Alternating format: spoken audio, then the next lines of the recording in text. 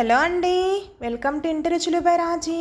ఈరోజు నేను చేయబోయే రెసిపీ పన్నీర్ శాండ్విచ్ అండి. మార్నింగ్ రొటీన్ బ్రేక్ఫాస్ట్ కాకుండా సంథింగ్ డిఫరెంట్గా ఇలా ట్రై చేయొచ్చు. ప్రాసెస్లోకి వెళ్ళిపోదాము. దీనికోసం నేను ముందుగా 100 గ్రామ్స్ పన్నీర్ తీసుకుని ఇలా క్యూబ్స్గా కట్ చేసుకున్నానండి. ఇది బౌల్లో వేసేసుకోవాలి. దీనిలో ఇప్పుడు ఒక ఆనియన్ని చిన్న స్లైసెస్గా చేసుకొని వేసుకుంటున్నాను. కొంచెం సాల్ట్, ఇంకా పెప్పర్, పావు స్పూన్ పెప్పర్ వేసుకున్నాను. ఇందులో వెజ్ మైనీస్ యాడ్ చేసుకుంటున్నాను. ఇందులో ఎటువంటి ఫ్లేవర్స్ మిక్సింగ్ లేవండి. ఇవి 2 స్పూన్స్ వేసుకుంటున్నాను. దీని తర్వాత ఒక 1 స్పూను తందూరి మైనీస్ యాడ్ చేసుకుంటున్నాను. ఇది మంచి టేస్ట్ని ఇస్తుందండి, అస్సలు స్కిప్ చేయొద్దు. ఇదంతా ఒకసారి మంచిగా మిక్స్ చేసేసుకుందాము.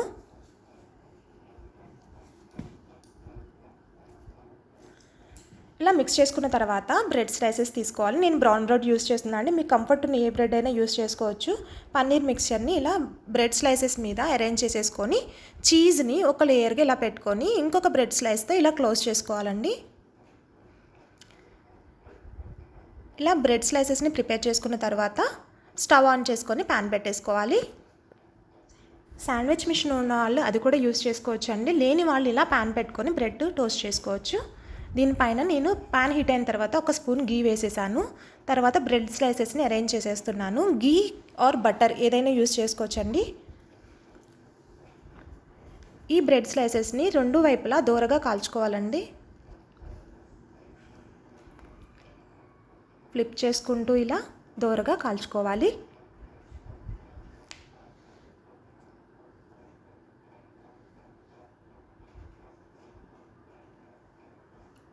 టూ సైడ్స్ ఇలా మంచిగా టోస్ట్ చేసుకోవాలండి. చూడండి, మన శాండ్విచ్ రెడీ అయిపోయింది. సర్వ్ చేసేసుకోవడమే. ఇంకా